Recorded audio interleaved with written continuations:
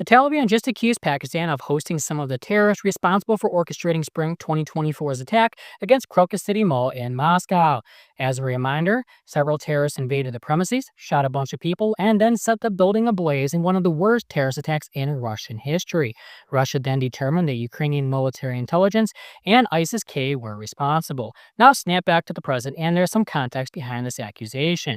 Pakistan had just bombed alleged terrorist targets in Afghanistan, after which the Taliban went on the offensive all along their frontier in what it claimed was retaliation. Tensions remain high, and another round of violence is expected. Unfortunately, Pakistan does not like that the Taliban is accused of hosting TTP and BLA terrorists, while they also feel very uncomfortable with the Taliban's refusal to recognize the so-called Iran line as the international border between their countries.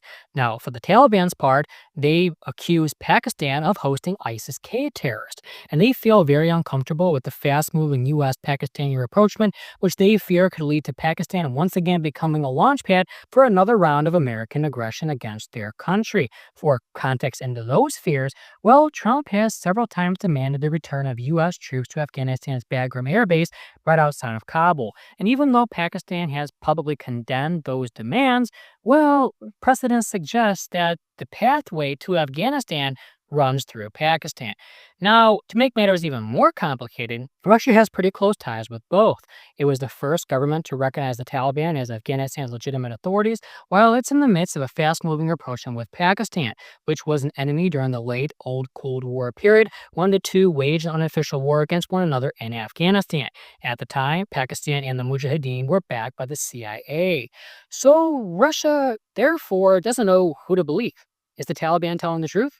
Or is Pakistan telling the truth? Either way, it should be assumed that Russia will very seriously investigate these allegations, and if it determines that the Taliban is lying, well, ties to the Taliban will deteriorate. But if it determines that the Taliban is telling the truth, well, ties to Pakistan will deteriorate. So keep your eyes peeled, because eventually, after some time, Russia will arrive at a conclusion and let everyone know.